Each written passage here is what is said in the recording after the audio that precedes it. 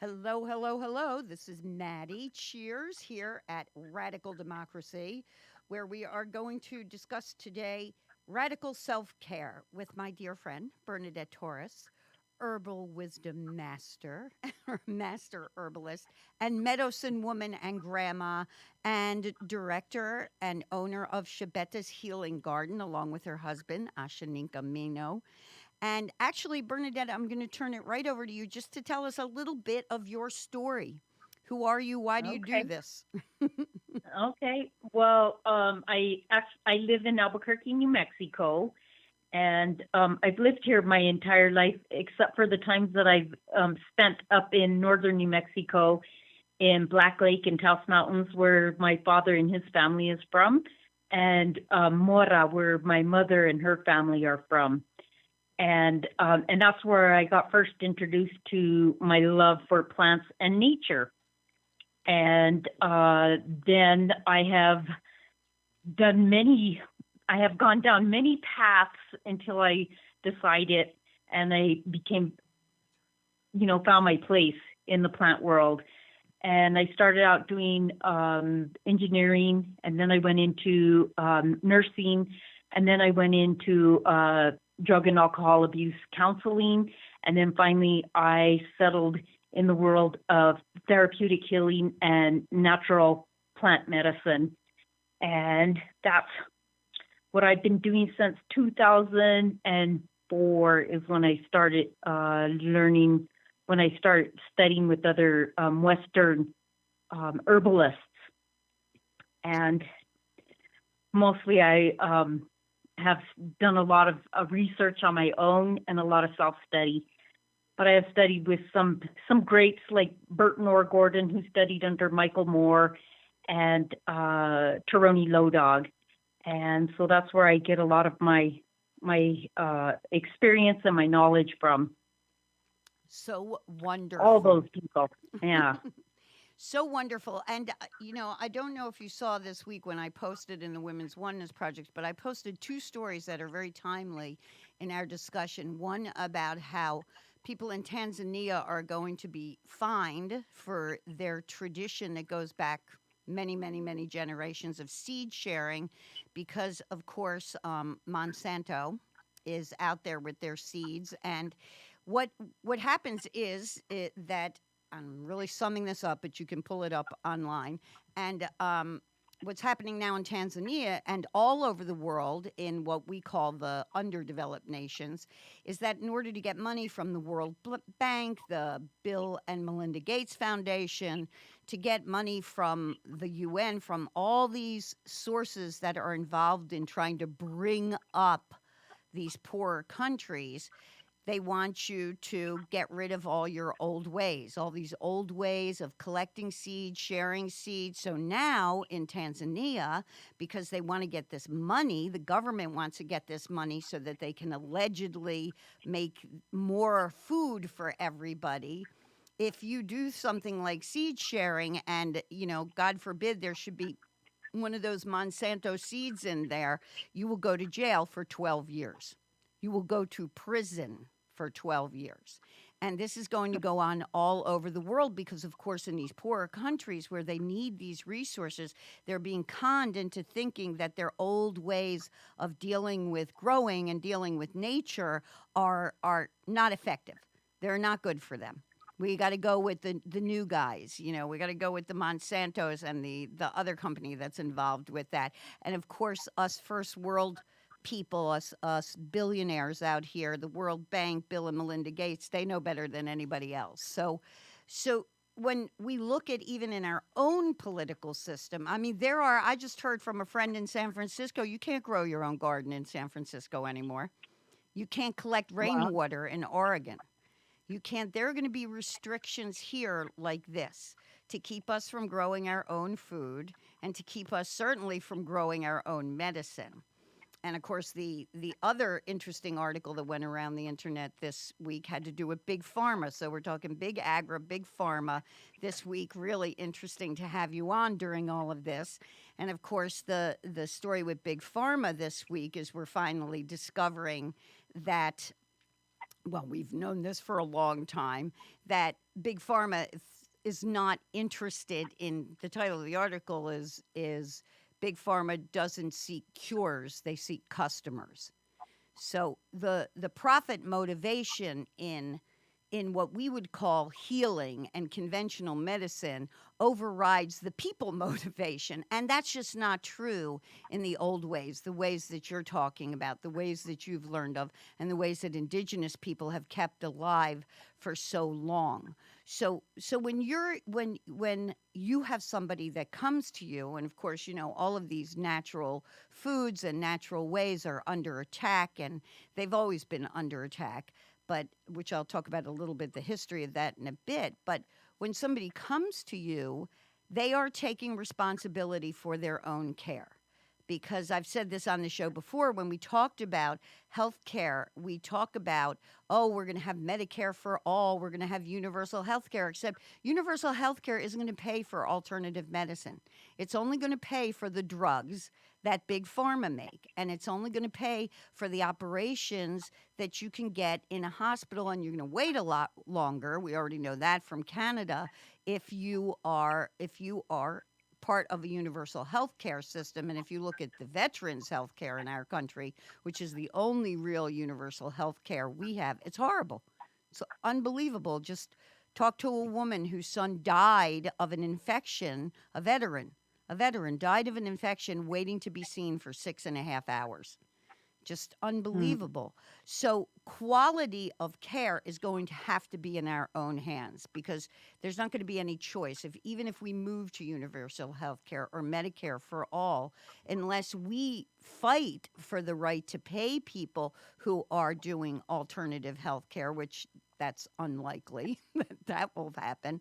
But in any Hmm. case, we have to take responsibility for our own health care, because no matter what kind of health care you have, whether it's Medicare, whether it's great health insurance, whether it's Medicaid, it's only going to cover you for so much. And we know that there are very effective herbs and plants that can deal with some really typical problems like gallbladder, right? As we Yeah, know. S- yeah.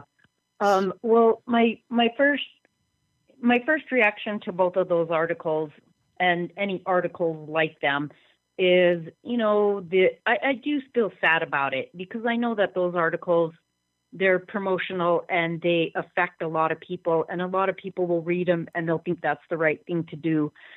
But what it shows me and shows other people who are on a similar path and taking responsibility for their own health, what it shows us is what a threat we are. For yeah. us to grow our own food, for us to have our own seeds, for us to take care of our own health, that they have to make laws and make it illegal for us to do the work that we're doing, and to keep an eye on us to make sure we don't educate, that we don't empower the people around us. And so that those are my first thoughts about those two articles. It is a really bully mentality. If Yes. you were so certain that your product and what you were producing and the work that you're doing was so great and so wonderful, you would just have tons of followings, and you wouldn't have to worry about these little people with their little seeds, right? Right, exactly.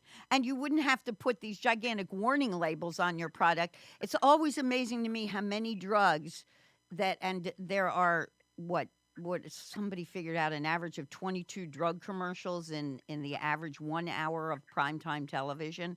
So, but you listen to these, how many of the side effects of these drugs are death? Death. It's Mm-hmm. always amazing. Mm-hmm. Mm-hmm. So this Or long death. list of Yep. side effects, and just like we do with everything, we have this idea that one size fits all in healing, in education, in politics. You're either this party or that party, where we have this idea that whatever we are doing, it must apply to everybody else, when indigenous people with thousands of years of research, not making this up. This is not like, pie in the sky dreaming up things. This is thousands of years of research on human beings, and they've known what we in Western medicine are just beginning to admit, that you have to treat each individual differently. There is no one size fits all medication. Yeah, I think that's the fear, moving away from the standardized, we're the standardized human, that everybody does fit into that. And so if we start working with plants, we're like these plants don't work for everybody, and that's Right. why, we're educating you. We're not giving you the plants that are going to heal you. We're telling you this works on this part of the body, but you really have to explore it. You have to experiment with it. And it's possible that it might not be the right plant for you. And only you can feel what your body's feeling, so that's why we have discussions and why we have consultations and we sit with people and we talk to them and why we introduce them to teas and how to incorporate plants into your food so that you're eating it along with your food and recognizing that it has the same potential as food does. And so we have to recognize that our food too is having a very profound and big effect on our bodies also. Right, exactly. Food is medicine. Hmm. So I mean, and And how, and the liquids that we drink too, yes, we drink more liquid. We put more liquids into our body than we even do food. We're drinking water in between meals. I mean, hopefully we're drinking water, but we could be adding our teas to that too, our herbs to that, so that we're getting those beneficial effects from the plants also. right, exactly. And that's why when we talk, you know, the other thing that is so helpful about, what in Curanderismo is called the platica or the interview that you do, that talk ahead of time itself is healing. The fact that you're sitting with somebody who honestly cares, as opposed to, and you all know this is true, as opposed to, with the exception, very few exceptions. I'm fortunate enough to have a medical doctor who is not like this. But with very few exceptions, if you are going to see somebody who's in a big practice, they are given 15 minutes to see you. If you cannot get your problem out there in 15 minutes, that's it, you're done. Because he's Hmm. got to move on or she's got to move on, Yep. and I it, had that experience just recently where I went to go see the dentist and he was talking to me and telling me what I needed. And then he looked down at his watch and then, he's just speed talked the rest of the way through it. And I was just like, okay, he's not my dentist. I'm yep, not working with him. He's a clock watcher. yeah. Exactly. And Yeah. this is where we had when I posted the article about Tanzanians being thrown in prison, I said you have to do your own research. I posted this to a group that helps women run for office. You cannot just trust that just because somebody has a title like the World Bank or their own foundation and they're contributing lots of money to your politicians, that they are really working in your own best interest. We are going to have to face the fact that we have to take responsibility for ourselves, for our own health. And that's what curanderismo, that's what traditional healing to me is all about. It's all about working in community, working with somebody who actually cares about you, because that's why they were chosen to do this work. I mean, I think that's also an important thing to talk about, that that you didn't come to this work because you thought you were going to make a lot of money at it and you were number one in your class and you were great at chemistry, and you had all the grades you needed to do to get into medical school. You came to this work because it's a calling and it's something in your heart and it's something that you believe you can do to help the community at large. Yeah. And I think it's really important for the community to recognize how detached we are from what was natural and native to everybody, because at one time everybody was connected to the plant world and everybody had their own gardens, and that's the way we all survived. Yep. And as we've changed and we've started to buy all of our food, we don't even know where it comes from. It's shipped from places far, far away. It's not even fresh. And so we've moved so far. Many of our kids don't even know, if they grow on trees or they grow on bushes or, they come out of the ground. Right. And Exactly. yeah, so yeah, this is the disconnect that we're all feeling. And it's getting stronger and stronger amongst these, amongst people who are threatened by nature, because nature is so powerful and they're threatened. And so they try and illegalize our abilities to gather our own water, rain harvesting or planting our own gardens and saving our own seeds. Exactly. And this is where I do want to read something from a book called Blackfoot Physics, which is this amazing book. Everybody out there should read this. It is written by theoretical physicist F. David Pete. And he had the great good fortune and life changing experience of going to a Blackfoot Sundance many years ago, I think in the 90s. And, uh, and he started to talk to the people, listen to the people, be with the people, and even people other than just the Blackfoot Nation. But he started to discover that indigenous people have known physics and medicine and all kinds of things, psychology, psychiatry, for years and Mm-hmm. years, thousands of years. Mm-hmm. And like you said, it's in all of our backgrounds. All of us have been Mm-hmm. colonized. When you go Yeah. back to the indigenous roots in Europe, we all had plant medicines. There, everybody did. It's just that we got Mm-hmm. turned into witches once the Catholic Church took over, and burned at Mm-hmm. the stake. So his. I just wanted to read a brief thing. Him being a Okay. scientist about what he has a chapter called "Coming to Knowing." And this is how he starts. Science is about understanding. It is one of the ways we attempt to answer the perennial questions about the nature of existence.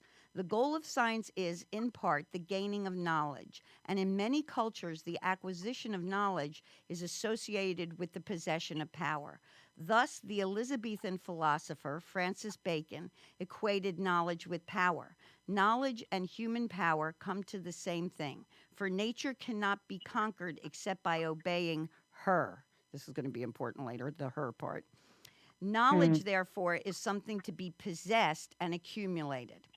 Then Mr. Pete goes on to say, Dr. Pete, in so many ways, the approach to knowledge and to power is very different from that within indigenous societies.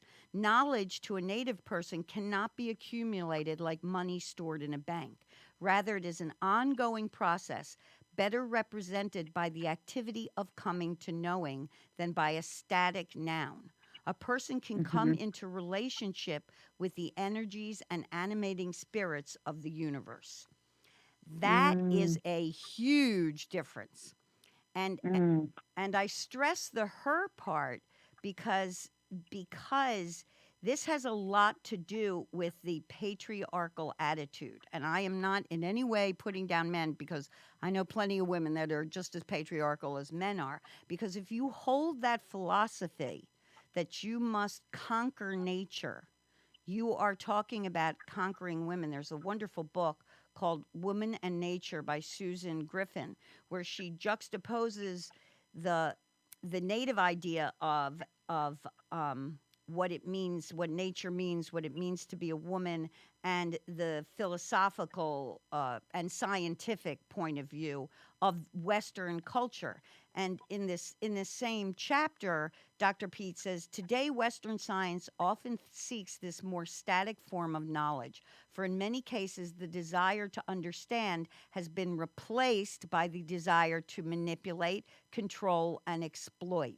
As the French philosopher Rene Descartes put it, knowing the force and action of fire, water, air, the stars, the heavens, and all other bodies that surround it, men can be the masters and possessors of nature.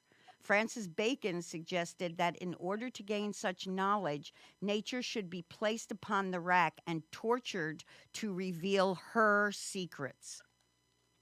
This Mm-hmm. this is when I read this, and I mean, obviously I think Ms. Griffin's book was written a while ago. I'm certainly probably the last person to figure that one out. But in reading that, you can see where in in indigenous culture, women were held in such high esteem. I mean, for the Plains Indians, women are considered spiritually above men. We're the life givers, they're the life takers. They have to do all these ceremonies to get in balance with us and the Creator. In all indigenous cultures that I'm familiar with, women and men are at the very least equal, even with different jobs, and the women are often the ones responsible for the plant medicines. So we're coming from a Western culture, largely in this country, that looks at having to conquer nature. And when we're looking at having to conquer nature, we're talking about having to conquer the feminine.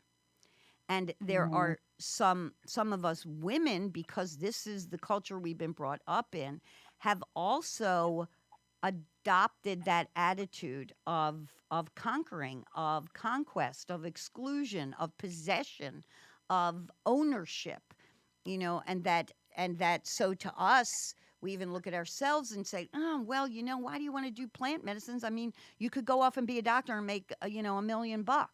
Yep. We talked about this in women's circle last night, and Mhm. so many of the young women in circle feel like they don't want this. They don't want this life of everything has to revolve around money.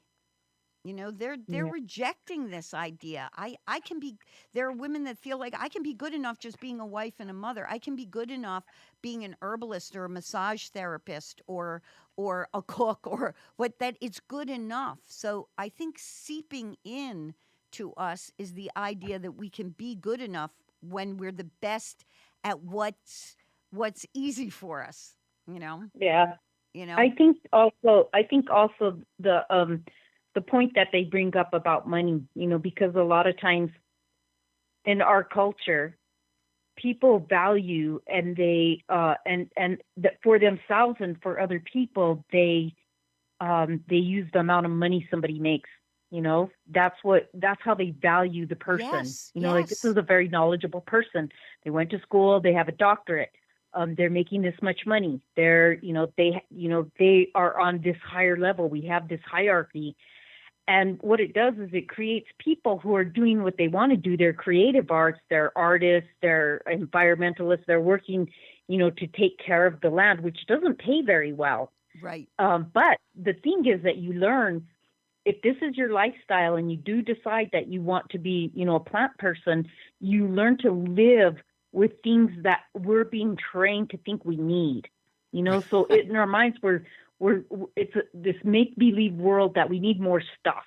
We need more Yeah. stuff. We need the better, and this costs more, Right. and we want to do all these things. So we're filling our lives, filling our lives, filling our lives with all these objects that are not connected to nature, that take us away from being involved in nature, and it's a crisis. It's our souls are being depleted because we're so involved with accumulating and going and doing. We don't have time to be in a relationship with, I mean, most importantly, with the things around us, which Yeah. include our families and our relationships, but also the planet that we live on. We're not even recognizing that this is a living being, that, that we're doing things to cause, a disruption, and, just even like the climate, Right. like it's getting really hot or getting really cold in some places. And we used to be able to see that and know when we could plant, and then now we're like, oh, can I plant now? It's really cold. It hasn't warmed up. The plants aren't coming up yet, and it's June 1st. Yeah. And some of our plants that just want heat, they're not coming up because this is, well, they say there's no climate change, but there is climate change. We're seeing it in our own little spaces. Right. And, we talked about that last night, whether you believe the 3% of people that say that it's not human created, or you believe the 97% of scientists that say it is. And like I said last night in Women's Circle, I am perfectly willing to state right here and now that you can have one person can be right and 50,000 people can be wrong. So Hmm. I'm not in that whole majority rule thing. But I will say this, that when it comes to what we do with the earth, we need to err on the side of caution. And we need to Yes. be investing in those things which do not damage the earth and do not damage the water, because that is what we need in order to survive. We Yeah. should not be out there cutting down the Amazon rainforest, with Yeah. all the medicines that are there, with the all the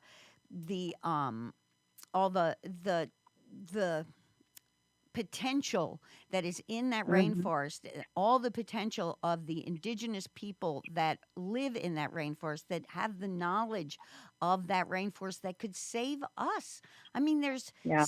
scientific study after scientific study about how the human body is so much better aligned to plant based medicine. The less chemical garbage you throw in, whatever you're putting into your body, the more likely it is to heal you because your body recognizes it. That's what the Human Genome Project proved years ago. What was that, 10 years ago? And it's like we Mm. prove these things and then we go, yeah, but we can't make any money doing that. So, let's just forget that. That's just, Yeah, and it that's keeps on coming back to that same theme, money. right. We can't make money. Agreed. It's about money. And I just think, that a part of what we're doing, well, the education that we would like to see happen is that people see this environment is part of us. Yeah. It's an integrated part of us, a huge part of us, and we're not going anywhere without it. I mean, we can destroy it, and then we are going somewhere without it. Yeah. Yeah. but but that's what we're hoping not to do. Exactly. We want our land to flourish, and Yes. that's when we will flourish. Exactly. And this nonsense, I know I've mentioned this on the program before, this nonsense of all these billionaires, Jeff Bezos from Amazon and the other guy, I can't remember his name, SpaceX guy, who they think they're gonna shoot off to some planet somewhere that's that that is inhabitable for human beings, or they're going to go to the moon or Mars and put up somewhere where we can live. Who the heck wants to live in a bubble? Really? This is Yeah. your vision for, oh, well, if we mess it up too much here, all us rich people, we're going to go live out there in a bubble. Yeah. Good, you live in a bubble because you go live in your bubble over there because you're the ones messing up the world.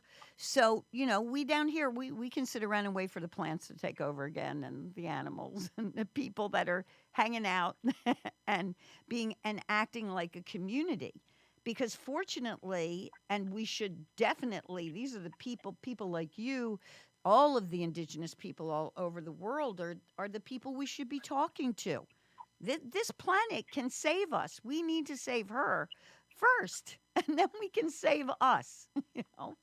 Yeah, and that's another thing too, is that we need to have more community um like-mindedness, instead of thinking of just the individual, you Yes. know, coming back to thinking of the family, thinking about the community, thinking about our neighborhoods, and expanding from there, going out into the city, going out into the states, going out into, but, really taking care of what's closest to us, Yeah. and working from that point, but not thinking just of ourselves, and that's part of, our problem with, you know, trying not to point fingers and blame people, because then they become defensive, and it's really hard to change That's true. when somebody feels defensive. And so really what I'd like to say is, that these individuals they think they have come up with a solution, but that solution is only for 1 to 3% of humanity. Right. And so, Exactly. and it's selfish,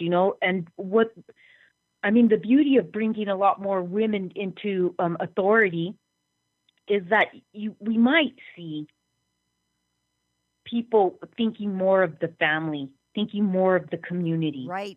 And when we Exactly. can get that back in that mode where we think of the others, not just the self, Right. And then that's we can heal. yeah, yeah, that is what we do. We talked last night about why the strawberry is so important in the eastern woodlands, and because it looks like a heart, they knew thousands of years ago that they should eat a lot of strawberries and all the berries that came after it to prevent diseases, to prevent heart disease, Mhm, to keep your body strong. And what did we discovered a few mhm, years ago? Oh, they're all berries are antioxidants, and we should be eating a lot of mhm, them.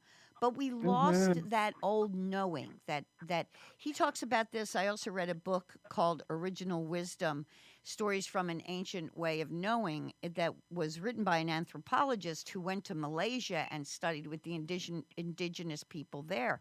And when we talk about science, we're only talking about knowing with our what we see in front of our face and what we can mhm. prove with a mathematical formula. Everything else Mhm. can't possibly be real. Doesn't matter how many thousands of years people have been doing it. It can't possibly be Mhm. real because we can't prove it with what we term to be science, even though it's Mhm. already been proven by Mhm. experimentation. But the interesting thing in that is in the this chapter where he talks about coming to knowing for the Blackfoot people, and where and when the I can't remember the guy's name who wrote the book Original Wisdom, but he talks about how these people know things, how they just know because they know with all of their senses, and they know with their intuition, they know with their heart. They can find their way in the dark because they know their surroundings. He I m- our f- My friend John Stokes, who lives out in New Mexico. Do you know John of the Tracking Project? I don't know if you ever met him. Um, yeah, I don't think I've met John yet. Yeah, so he has the tracking project out there. When he talks about tracking, he calls it tracking and the arts of life, because he learned it originally from Aborigine people out in Australia. And he tells this story about how this little girl got lost and the police couldn't find her, the dogs couldn't find her, no one could find her. They had trampled over, normally trackers have a very difficult time finding someone if the dogs have already been there, if the cops have already been there, if the community's been there, because now you can't find her. All the evidence all has been destroyed. So it's difficult to track. So after 3 days of looking for her, they went and they asked these two old Aboriginal men if they would come and find her, and they agreed. And they tracked her energy. They found her. They found her Mhm. because they can track energy. And, I am Mhm. sure there are people listening to this right now going, oh, it's ridiculous. That can't possibly be true. Uh, You know, Yeah. but I trust John. you know, I Mhm. know him, and John was there. And also, I've seen things like that. You and I have Yeah. experienced things like that. Yeah. You know it when you sit with plants. Yeah. And I think most of us knew it when we were children. And then, we go into school and our minds get standardized. And then we forget that there is a magic. And I know that word is scary for a lot of people when we say magic, but there is a magical realm that we can tap into when we're not so busy filling our minds with so much information. And it Right. is information. It makes us feel smart and it makes us feel important, but it's the overeducated brain, and it doesn't allow us to come into our bodies and come into our senses and be real and feel that energy and feel the vibration of everything that's around us. Yeah. Yeah, exactly. In this book, in Blackfoot Physics, in this chapter of coming to knowing, he relates the story of a grandfather who talks about how when he was young, he broke down. He had to get 100 miles, no car. He had to walk 100 miles to get back to his home, to where he needed to be. And he found his way. It wasn't easy, but he knew how to do that. In adverse conditions, he found his way back home. And he brings up the story because the grandfather is so concerned about his grandson, who is going to non-native schools and not studying with elders and traditional people. And he said yeah, his grandson can now read and write, but the old man was sure that if his grandson were to have to make that same journey alone, he would never make it back. He would never be able to Mm-hmm. get through those 100 miles, Mm-hmm. because it's Mm-hmm. just what you said. We've lost that connection, and we've lost that knowing. Yep. And that was the other part when you were talking about indigenous ways, that they used to pay attention to the stars, and so Hmm. they couldn't get lost because they knew what time of the year it was. They knew where the stars were, so they would be guided by the stars.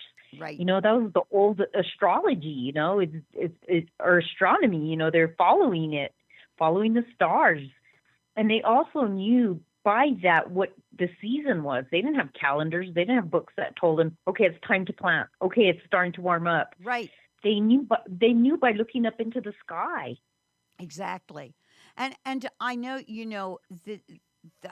when we met Lakota people, I remember David and Isla Swallow talking about how that medicine wheel symbol was used by people to predict weather, to predict natural disaster, when by Mhm. looking at the stars. And the Haudenosaunee say the same thing in their way, and that all planting seasons had to do with the moon and the stars. All ceremonies, which were to give thanks and to honor the nature that was giving up its life for us, were always based on their cosmology, not based on Mhm. some. We act like it, some random, strange, weird thing.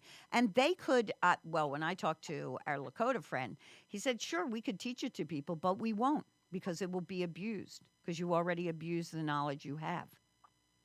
So the Mm. few people that are Mm. left that know this ancient knowledge don't feel like we're ready Mhm. for it, Mm. because why? And, Everything becomes a yeah, commodity. it might be hard to understand. I mean, that the knowledge might be hard for us to understand. It's like trying to teach, a 3-year-old or a 4-year-old, the wisdom of of an elder. Right. And like in Nino's way, when Nino is learning when he was being taught, he was just sat down next to his grandpa and he observed what his grandpa was doing. That's how they taught. You would observe, and then they would give you further instructions as you got older. They would explain, this is why we're doing this. This is the energy that we're following. And it was energy. They were feeling it with their bodies. They were seeing it with their bodies. And to this day, when the last time we built a medicine wheel in the North Valley, our medicine wheel was a solar clock, so it told the time of the day. Right. And I was really blown away by that, because I didn't even realize that's what was. There was a stick in the middle of a pole in the middle, and the pole would have the shadow pointing at the time of the day. Right. And so that was built because he understood that, which I had never, it never even dawned on me. That's how we figured out that's how they figured out where to plant, and how to connect it to time and season, because when the sun changes position, then it would change, what time it would be, Yeah, exactly. I mean, or where the shadow would fall, I should say. and it's a beautiful, wonderful thing. It's just like when you were here and we talked about rites of passage, all of those things, whether you grow up to be the person that does that or not, as a child, when you're exposed to these natural wonders and this knowledge that nature has, then you are always connected, because it's like you said, it's that same feeling of wonder that you get from a magic show. I mean, it's that same, that Hmm. you stay in that space of wonder and appreciation, because Hmm. this is what you've been taught. This is how Hmm. you have been taught. I remember once a Mohawk elder we worked with, Michael McDonald, told the kids, he said, we don't need a book to tell us how to live. We have nature. Nature can teach us everything we need to know about how to be good human beings, about how to live in peace and harmony, about how to be healthy. We have nature. It's the for them it's the one thing we know the creator put here.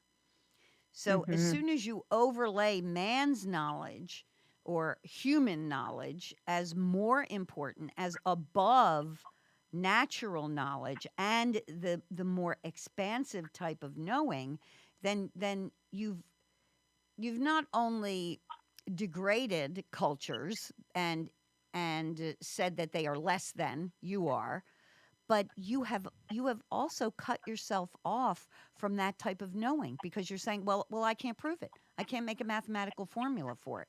I can't do an experiment that proves it's there. No, you can't, because you have to know it.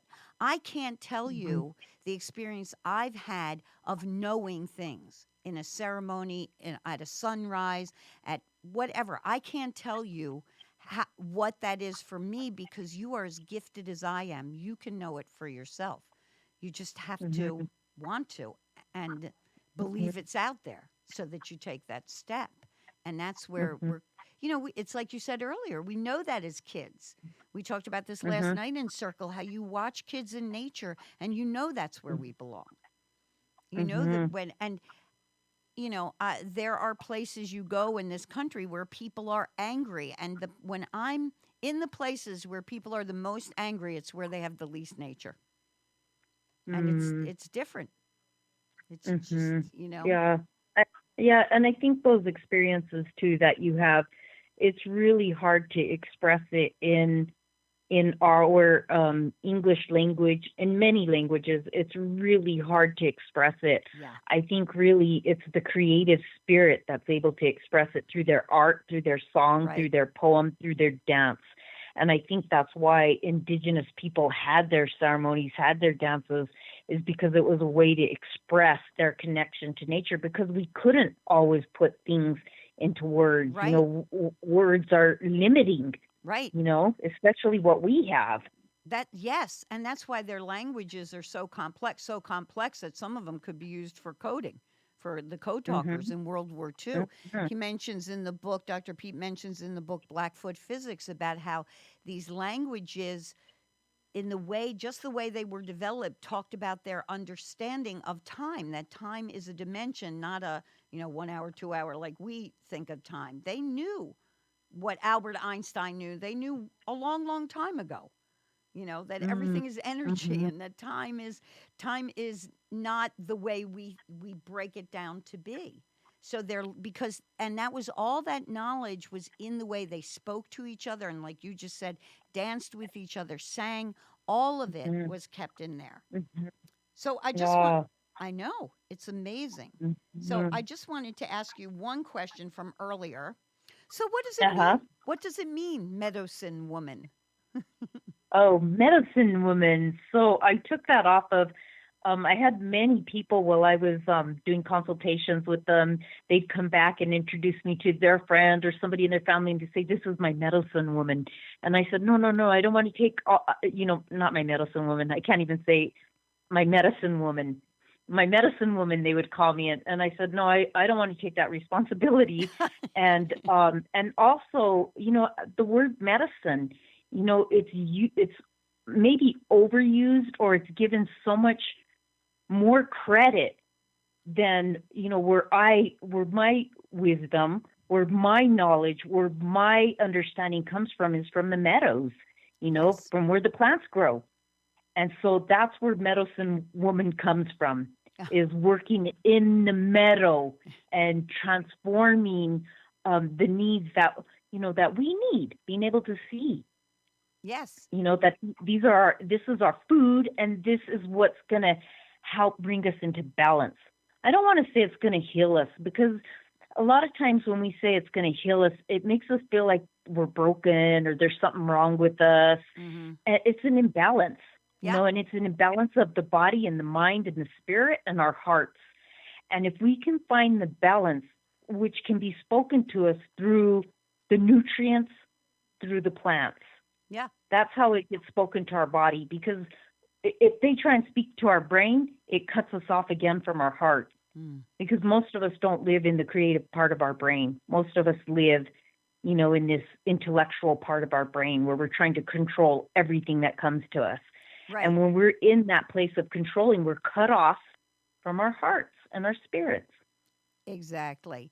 And that's why I plead, as we go, we talked about this last night too, as we go into this year of campaigning and politicking and all this stuff, we really have to remember that when we are talking about health care, that we need to not just look at hospitals and doctors, that we as individuals need to take responsibility for our care, and we need to, because we owe it to the community to be as healthy as we can be, so the community Mm-hmm. doesn't end up caring for us because we Mm-hmm. were we were not taking care of ourselves.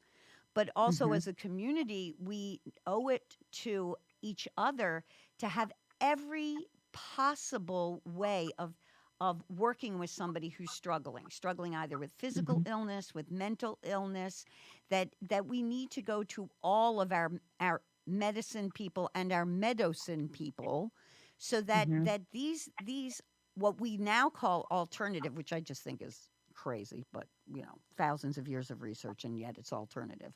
But Mm-hmm. that Mm-hmm.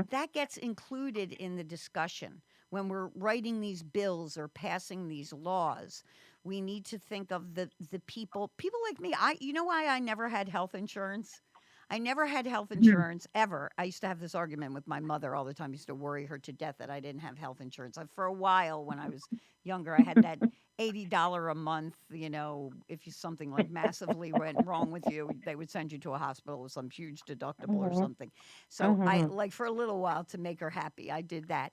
But I didn't like the idea of health insurance because I feel the way that we have described health insurance means that, yeah, I'm going to be sick. And I thought, I don't want to tell the universe I'm going to be sick. Yeah. I don't want to Yep. tell the creator, yeah, I'm just waiting to be sick so that I have to have this Mhm. health insurance so that I can be sick. You know, Yeah. I, and Yeah.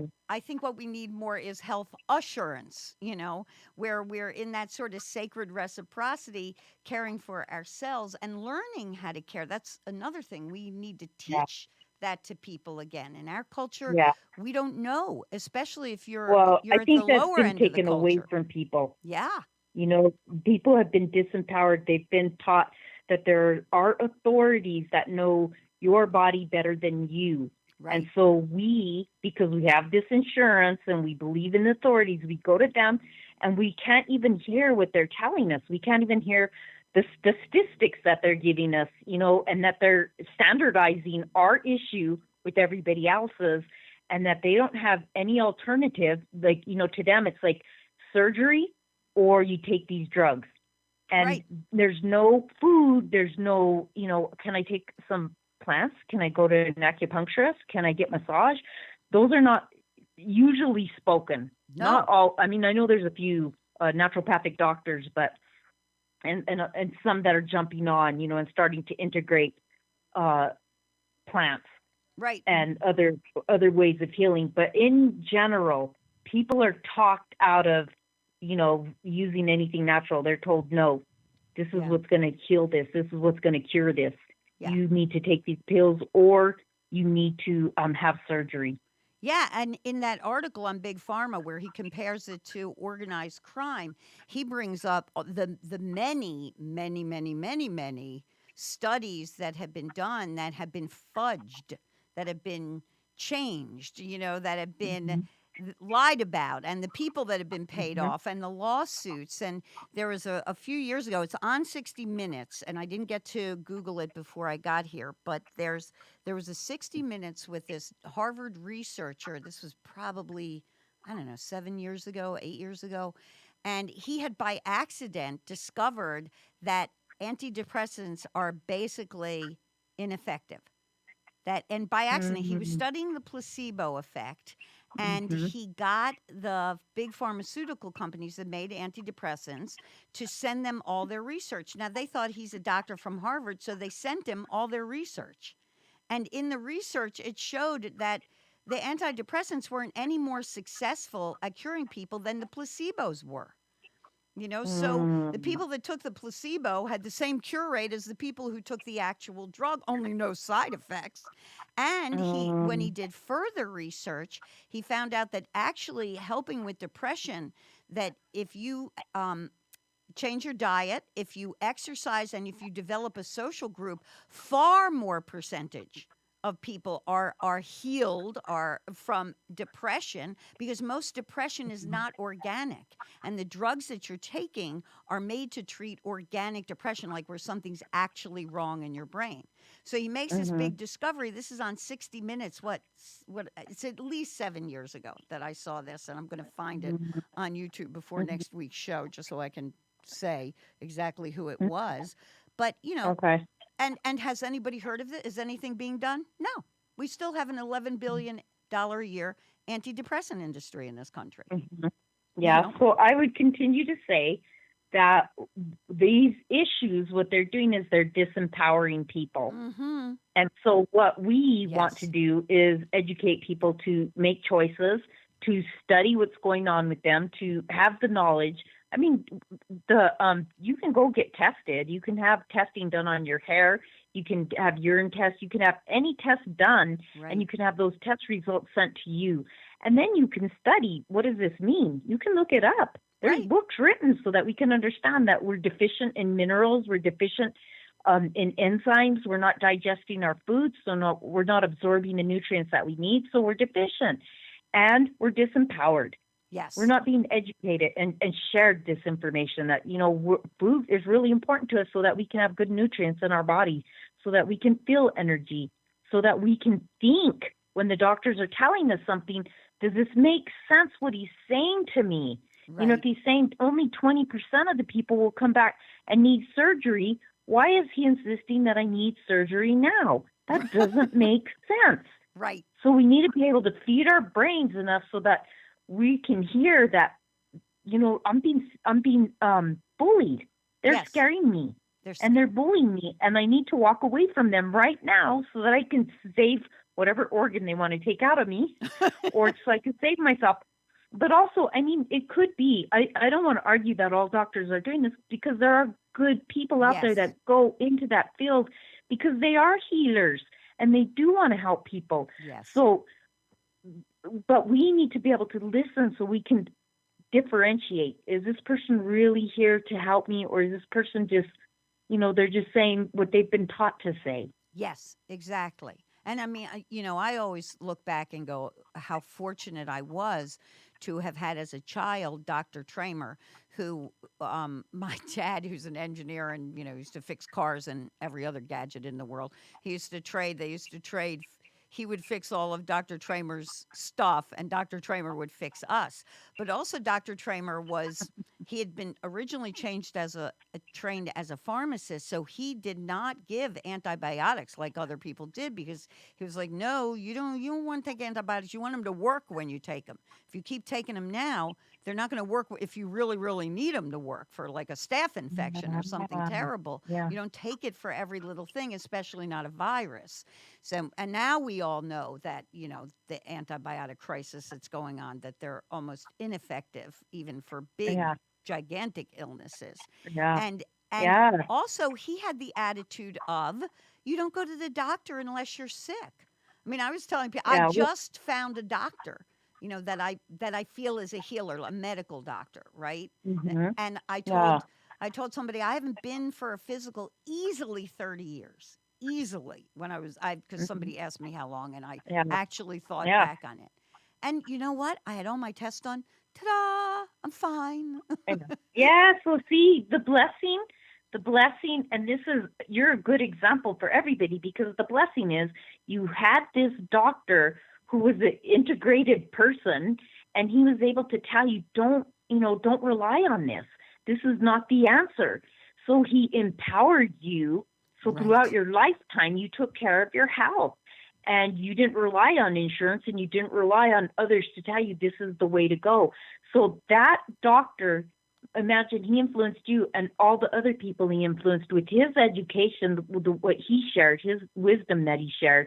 So each one of us, even though we only hit, the neighborhood, or we meet, the city or the town that we're in, we still can help people to get that understanding, Right. and then that person's going to pass it on, just like you are. You're doing a broadcast, and you'll hit more people with your understanding, and people are listening. They're going, yeah, I agree with that. Or, people are going, nah, I'm not sure about these ones, which is okay. And it is the local community that you have to start with. That's Hmm. that's the whole thing, is we're so wrapped up in all this national politics, and we talk about things that are Hmm. giving us stress and filling our brains with goop. You know, Hmm. and we don't. I just wrote this to somebody today, who was running for office. I said, really, historically and anthropologically, human beings do much better in small groups. So we want to go back to the Great Law of Peace idea of what democracy is, where the five nations only got together 3 months out of the year, and they only made laws about stuff that affected them as five nations, and ultimately Hmm. six. And then each nation Hmm. went back home and they had their own governing body. And then each clan had Hmm. their governing body. And then Beautiful. this way, because when you know the people around you and you're working together, it doesn't become about laws. because laws can get broken. Laws can often require Mhm. violence because now you got to have police, Mhm. but I'm not going to Yep. get into that whole philosophical discussion I now. know. That's for another day. That'll take us on another. Yeah. But when you're in a small group of humans that you care about, then you can work things out that really benefit everybody. But you have to care about them, not want to I dictate agree. to them. Yep.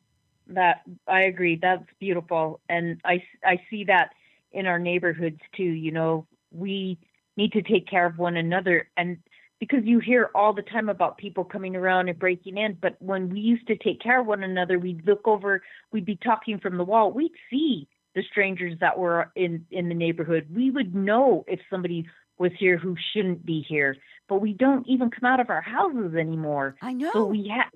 we've lost that.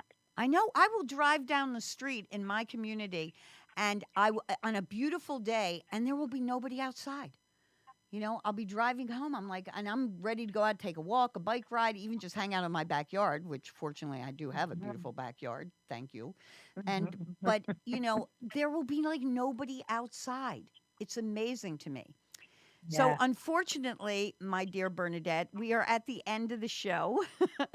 So, Aw, I that went know fast. we'll have to do another one. Yeah, I, I look forward to it. It'll be great. And I thank you so much, so very, very much for taking your All time to right. Well, be I miss on. you. I miss you and your birds. And I miss you and you missing my birds. So if you want to be healed, listen to the birds every morning. That'll heal you. Oh my God, I love those. I know, at least set you straight. And we're lucky on Long Island because we live on a migration route. We can listen It's to the so birds every beautiful. morning. So thank you to my producer, my wonderful, wonderful producer, Ryan. Thank you so much. And thank you, Thank you, everybody, for Ryan. listening. Thank you and have a Bye, wonderful, beautiful everybody. Thank day. you. Have a great week. Peace, love, All right. rock and You roll. too. Love Have some you. fun. Bye. Love you too. Bye.